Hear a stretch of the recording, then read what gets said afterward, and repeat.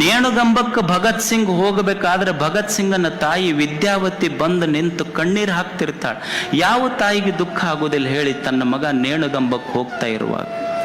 22-23 ವರ್ಷದ ತನ್ನ ಹೊಟ್ಟೆಯಲ್ಲಿ ಹುಟ್ಟಿದ ಮಗ ನೇಣುಗಂಬಕ್ಕೆ ಹೋಗುವಾಗ ತಾಯಿ ವಿದ್ಯಾವತಿ ನಿಂತು ಕಣ್ಣೀರು ಹಾಕ್ತಿರ್ತಾಳ. ಕಣ್ಣೀರು ಹಾಕುವಾಗ ಭಗತ್ ಸಿಂಗ್ ಅದನ್ನು ನೋಡಿ ತಾಯಿ ಹತ್ರ ಹೋಗಿ ಕಣ್ಣೀರು ಒರೆಸಿ ಅವ್ವಗೆ ಹೇಳ್ತಾನೆ, ಅವ್ವ, ಈ ದೇಶದ ಯಾವ ತಾಯಿ ಆದರೂ ಅಳಬಹುದು, ಅಳ್ಳಿ, ಆದ್ರೆ ಭಗತ್ ಸಿಂಗನ ತಾಯಿ ಕಣ್ಣಾಗ ನೀರು ಬರಬೇಕ.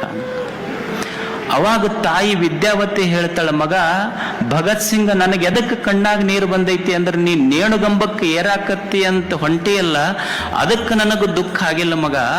ನನ್ನ ಗರ್ಭದ ಮೇಲೆ ನನಗೆ ಸಿಟ್ಟು ಬಂದು ನನಗೆ ದುಃಖ ಆಗಕತ್ತೈತಿ. ಯಾಕಂದ್ರೆ ನನ್ನ ಗರ್ಭಕ್ಕೆ ಭಗತ್ ಸಿಂಗನಂಥ ಒಬ್ಬನೇ ಮಗನನ್ನ ಜನ್ಮ ಕೊಡುವ ಸಾಮರ್ಥ್ಯ ಬಂತೆ ಹೊರತು ಅಕಸ್ಮಾತ್ 10 ಜನರಿಗೆ, ಅಕಸ್ಮಾತ್ 10 ಮಕ್ಕಳಿಗೆ ನನ್ನ ಗರ್ಭಕ್ಕೆ ಜನ್ಮ ಕೊಡುವ ಸಾಮರ್ಥ್ಯ ಬಂದಿದ್ರ 10 ಮಕ್ಕಳಿಗೆ ದೇಶ ಸೇವಾ ಮಾಡಕ್ಕೆ ಕಳಿಸ್ತಿದ್ದೆ.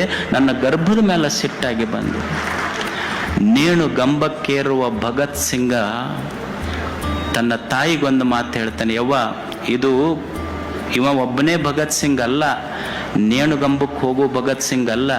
ಭಾರತದ ಯಾವ ಯಾವ ಮನೆಗಳಲ್ಲಿ ವಿದ್ಯಾವತಿ ಅಂತ ತಾಯಿ ಇರ್ತಾಳಲ್ಲ, ಅಂಥ ಎಲ್ಲ ಮನೆಗಳಲ್ಲಿ ಭಗತ್ ಸಿಂಗ್ರೇ ಹುಟ್ಟುತ್ತಾರ ಅನ್ನೋದು ನೇಣುಗಂಬಕ್ಕೇರುವಂಥ ಭಗತ್ ಸಿಂಗನ ಮಾತು.